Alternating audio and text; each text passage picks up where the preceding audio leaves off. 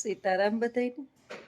મહેમાન આવ્યા હતા સવારના, હમણાં ગયા 6 વાગે ગયા અને હું પછી મોબાઈલ લઈને બેસી ગઈ.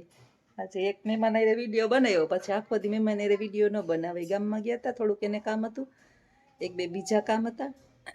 મારા બેનને ભાણેજને આવ્યા હતા, મકાન લેવા છે પોરબંદરની અંદર, તો બે જગ્યાએ જોવા ગયા હતા. આવું બધું થોડું થોડું કામ હતું. પછી રખડતા હતા તડકાના ને 5 અત્યારે 6 થયા છે ને તોય ગરમી એટલી જ છે, તડકો એટલે મોબાઈલ કાઢવાની ઓલાને જેમ કે હોયા નહોતી, અને હજી હાટું થયા પહેલાં કોઈને મકાનના વિડીયો ન ઉતારાય. એટલે પછી ગયા ત્યાં વિડીયો કાંઈ બનાવ્યો નહીં. સરસ મજાનો હમણાં એક વિચાર આવ્યો કે અમુક માણસો જે છે ને એ જીવનની અંદર મનથી હારી જાય છે. જે માણસ તનથી હારે ને એ કોઈ દિવસ હારે નહીં, તનથી થાકે. તન એટલે શરીર, શરીરથી થાકેલું માણસ જે છે એ પાછો પ્રયત્ન કરશે એટલે એ કોઈ પણ કામની અંદર સફળતા મેળવશે. પરંતુ મનથી હારેલું માણસ છે એ કોઈ દિવસ જીતે નહીં. એનું એક તમને ઉદાહરણ આપું કે આપણને જ્યાં સુધી આપણા શરીરના રિપોર્ટ ના કરાવ્યા હોય કોઈ પણ પ્રકારના, એટલે અંદર શરીરની અંદર કઈ બીમારી છે ને શું ચાલે છે ને એની આપણને ખબર જ ન હોય, એટલે આપણે બિનફિકર હોય રિપોર્ટ કરાવીએ અને આપણને કોઈ પણ પ્રકારની ભયંકર બીમારી ડૉક્ટર બતાવી દે કે તમને આ પ્રોબ્લેમ છે. પછી એ બીમારી જેટલી આપણને હેરાન નથી કરતી ને એટલી વધારે એ બીમારીના વિચારો આપણને હેરાન કરે. એનું એક એક્ઝામ્પલ કે કોઈ પણને જે છે એ કેન્સર છે. હું તમને આના આબેહૂબ ઉદાહરણ બતાવીશ કે કેન્સરથી કોઈ પણ વ્યક્તિ જે છે ને એ તાત્કાલિક એમ મરે નહીં ને, એના ઈલાજો અત્યારે ઘણાય છે, પરંતુ એના સેલ્સ એટલા બધા ત્યારે વધવા માંડે છે કે માણસ મનથી હારી ગયું છે. કેન્સર એટલે કેન્સલ જ કરી નાખ્યું છે, એને નામ કેન્સર છે. આપણે બધા એને કેન્સલ એટલે એ કેન્સલ થઈ ગયું એમ પૂરું એનું. હવે એવું નથી. દરેક જાતના કેન્સર જે છે, કેન્સર એ જીવલેણ નથી હોતા. પછી આપણા મનના વિચારો એવા બધા એના ઉપર હાવી થઈ જાય ને કે એના સેલ્સ વધારવા માંડે ને એટલી સ્પીડની અંદર જે છે એ સેલ્સ વધે કે માણસ જે છે એ 6 મહિનાની અંદર પૂરું થઈ જાય.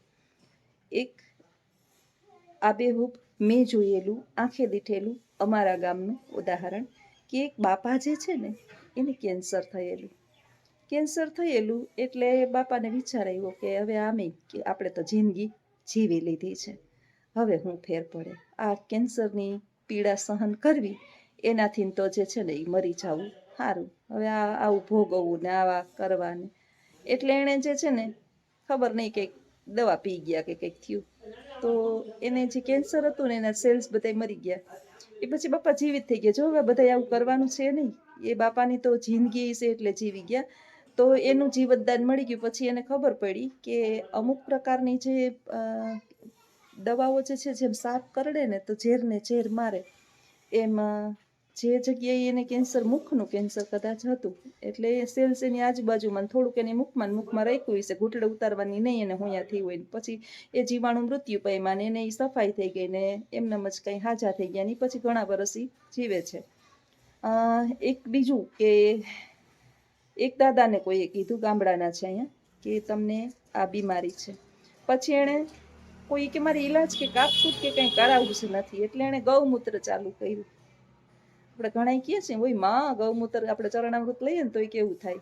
એ ગૌમૂત્ર સવારમાં ઉઠી જેવું ગૌમૂત્ર આવે એવું તરત જ પોતે એક ગ્લાસ જે છે એ ભરીને પી જાય. અને એણે રેગ્યુલર ચાલુ કર્યું. અત્યારે એ 5-5 કિલોમીટર દાદા દોડે છે અને એને કેન્સરના સેલ્સ બધા મૃત્યુ પામ્યા. હવે કઈ દવા કેની અંદર કામ કરે છે ને એ તો ઠીક છે, પરંતુ એના મનના વિચારો જે છે ને એ વધારે કામ કરે છે. કોઈ પણ દવા કરતા પહેલા આપણે આપણા વિચારો એના ઉપર હાવી ન થવા દેવા જોઈએ. ધંધાની અંદર આપણે કોઈ પણ બિઝનેસ શરૂ કરીએ ને એટલે શરૂ કરીએ એટલે તમારે પહેલાં તો નક્કી કરી જ લેવાનું કે 6 મહિના એક પણ રૂપિયો આપણા ઘરની અંદર આ ધંધામાંથી આવશે નહીં, કારણ કે સીધો ધંધો કોઈ જામે નહીં. બીજું કે સીધી કોઈને સફળતા ન મળે. તમારે 1-2 વર્ષ જેવો તમે બિઝનેસ ચાલુ કર્યો હોય ને એને આપવા પડે, 2-5 વર્ષ, તો તમને સફળતા મળે. હવે તો તમે 2 મહિના 4 મહિના 6 મહિના ન આવેલો ને બદલાવો, પાછો એમાં 6 મહિના પ્રયત્ન કરો, ઓમાં 2-2.5 લાખની કોઈટ ગઈ હોય, બીજામાં 2, તો તમારે કોઈ દિવસ તમે ઊભા થવાના જ નથી. આપણે કાંઈ પણ કરીએ ને, હું શિક્ષક બની શરૂઆતની અંદર, એટલે કંઈ મારા જનીનમાં થોડું શિક્ષકના બધા અણુ હતા.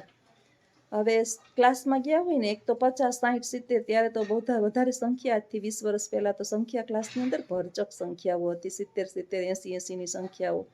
હવે છોકરીઓને સમજાવવી, આપણા મગજ ત્યારે સ્ટ્રોંગ હોય, કોઈ દિવસ આપણે જે છે એ કોઈને હાંચવાના હોય, કંટ્રોલ ન રહીએ, એક બાજુ ભણાવવું બહુ અઘરું છે ભાઈ. બધું આ બધું એવું જ છે.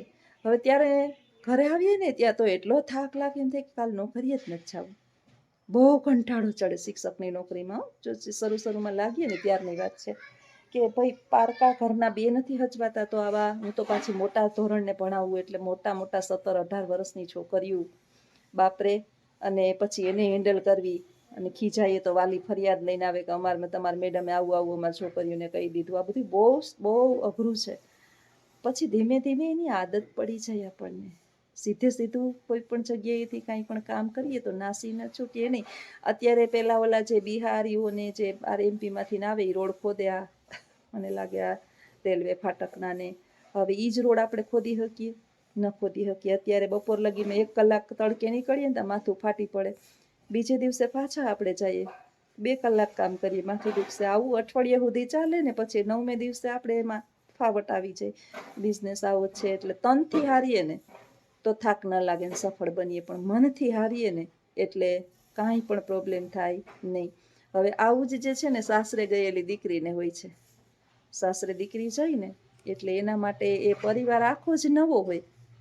આખો નવો પરિવાર જે છે એ આપણો પરિવાર, આપણા મા બાપ, આપણા ભાઈ ભાંડ હોય, જેના ભેગા આપણે 20-25 વર્ષ કાઢ્યા હોય, એના નસથી વાકેફ હોય, જે પરિવારની અંદર ગયા હોય એને આપણે ખાલી જોયા હોય છે.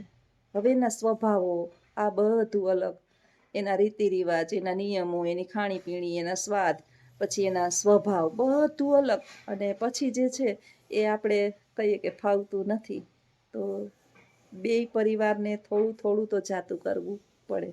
જે પરિવારમાં એ ગઈ છે ને એને પહેલાં તો એને ટ્રેન કરવી પડે. 1 વર્ષ તો એને ટ્રેનિંગ આપવી પડે જ. 1 વર્ષે એ આપણા ઘરના બધા રૂલ્સ ને રેગ્યુલેશન લગભગ સમજે ત્યાં સુધી એને તમે હળધૂત કરો. દીકરીને, પારકી દીકરી આપણી ઘરે આવે અને આપણે એને હળધૂત કેરે રાખીએ કે તારી માએ આ નથી શીખવાડ્યું, તારી માએ આ, એની માએ બધું શીખવાડ્યું હોય.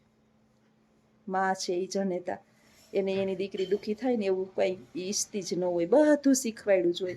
પણ તમારા ઘરની અંદર જે સ્વાદ જે છે એ એને થોડી ખબર હોય, એની માને થોડી ખબર હોય કે તમને કેવું બધું ભાવે છે, તમારા સ્વભાવ બધાના કેવા છે ને કેમ હેન્ડલ કરવા. પછી સામે જે દીકરી ગઈ છે એને એટલું સમજવું જોઈએ કે હવે આ મારું ઘર છે અને મારા ઘરના બધાના સ્વભાવ આ ટાઈપના છે ને આવું એને ભોજન ચાલે છે ને આ રીતે આપણે હવે હેન્ડલ થવાનું છે. આપણે ભાવતું હોય એવું આપણે અલગ બનાવીએ ને એનું થોડુંક અલગ બનાવી દઈએ. આટલું તો રેણી કેણીમાં રહેવાનું જ, ફેરફાર રહેવાનો જ છે. એક ઘરની અંદર 5 માણસ રહેતા હોય, એને કોઈને તીખું ખાટું મોરું ભાવતું હોય, તો આપણે તો એક અલગ પરિવારની અંદર જ ગયા છીએ. તો ચલાવવાની આપણે જો મનની અંદર નક્કી કરીને લે કે મારે નિભાવવું છે, જ્યાં જાઉં ને ત્યાં અજાણ્યા જ છે. કોઈ પણ વ્યક્તિ આપણા જાણીતા તો છે નહીં, અનાથને આપણે પરણવાના ન હોય, પરિવાર તો ભેગો જોડાયેલો જ હોય. એટલે તનથી હારી તો સાંજે થાકીએ, તન એટલે શરીરથી સરસ નીંદર આવી જાય, પણ મનથી હારશું તો મોટું નુકસાન જાહે. એટલે ઘણા વિચારો છે ને જીવનમાં આપણને બહુ ઘણું બધું શીખવી જાય છે, પણ એને ઉતારવા પડે જીવનમાં. અને 1 વર્ષ તો કોઈ પણ ઘર ચલાવવું હોય કે બિઝનેસ કરવો હોય કે કાંઈ પણ નવું કાંઈ આપણે કરવું હોય તો 1 વર્ષ તો કોઈ પણ કામની અંદર ભોગ આપવો પડે. એ પછી પરિવારની વહુ લઈ આવીએ તો પરિવારને ભોગ આપવો પડે કે પારકી દીકરી છે, એના મા બાપે એને લાટકોટથી ઉછરીને મોકલી છે, આપણી યાર સેટ થતાં થોડીક વાર લાગશે. તો હળધૂત ના કરીએ. દીકરીએ પણ સમજવું પડે કે હવે આ પિયર તો નથી જ, એટલે થોડુંક તો રહેવાનું, ઘણું રહેવાનું, થોડુંક નહીં.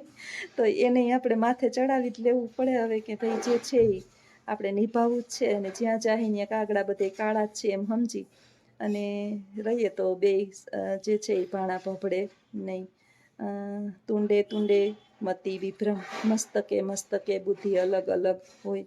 દરેકની બુદ્ધિ આવી કામ કરતી હોય નહીં. અને પહેલાં જે મેં તમને વાત કરી કે કેન્સરથી આમ માણસ થાકીને આવું પી ગયો, એ દાદાની જિંદગી હતી એટલે એ જીવી ગયા. બાકી દવા કોઈ દિવસ આવા નુસ્ખા કે આવા ખતરા ઘણા કેસ થાય ઘરના કાંઈ ન કર્યા હોય એના ખોટા ખોટા નામ આવે કે દાદાને હેરાન કરતા હશે, પરિવારજનો કેટલા હેરાન થયા હતા કે દાદાને તમે આવું આવું કર્યું હશે, કેટલા બધા જવાબો દેવા પડે. આપણે કાંઈ પણ એક પગલું ભરે ને માણસ, એની પાછળ 10 કે 15 જણા હેરાન થાય. આપણે બહુ મોટો વિચાર કરવો પડે.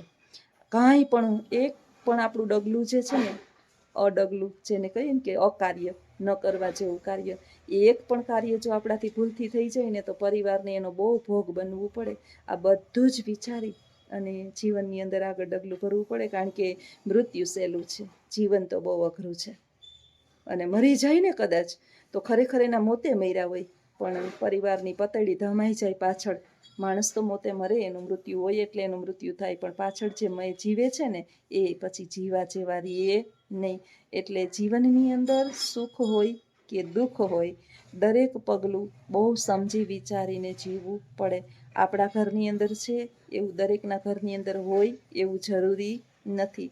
દરેકની ઘરની અંદર અલગ અલગ જીવવાની જીવનશૈલી હોય છે, અને એની સાથે સમાયોજન સાધતા લગભગ મને લાગે છે કે ઘણો સમય જાય. અને દીકરી માટે તો એક છે સરસ કે સાસરે અત્યારે તો દીકરીઓને લાટકોટથી બહુ ઉછેરીએ છે. પહેલાંના અમારા સમયમાં તો દીકરી છે ને એટલે મા બાપ એમ કહેતા કે તમારે થોડું અહીં રહેવાનું છે, પાર્કે ઘેર જવાનું છે. ને સાસરે આવીએ ને એટલે એમથી આ થોડું એનું ઘર છે, તી આમ કરે. દીકરીનું તો કોઈ ઘર નથી. એમ જ અમારા મારા ઉંમરના હશે, એને ખબર હશે, જેની ઉંમર 49-50ની આસપાસ થઈ ગયા હોય. આપણે જે સ્ટ્રગલ કરી હોય હવેની પેઢી બિચારી એની સહન શક્તિ હવે છે નહીં. હવેની દીકરીઓ લાટકોટથી ઉછરેલી છે, એટલે આપણે એ રીતે ઢાંચામાં ઢાળવી પડે. તો કોઈ પણ નુસ્ખા કે કોઈ પણ કાંઈ પણ કર્યા પહેલાં 100 વખત આપણે કહીએ કે એક વખત નહીં 100 વખત વિચારી અને પછી નિર્ણય લઈએ તો એ નિર્ણય જે છે ને એ સારો લગભગ મારી દ્રષ્ટિએ આવે.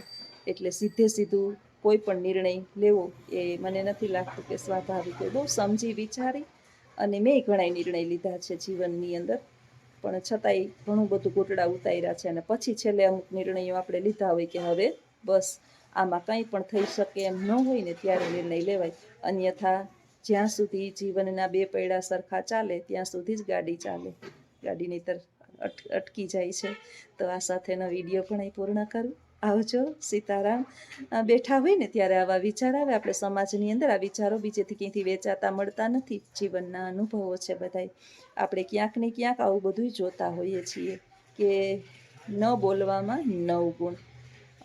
બોલીને બોડી મારવું એનાથી ના બોલીએ તો ઘણું બધું જળવાઈ જતું હોય છે. તો આવજો. સીતારામ.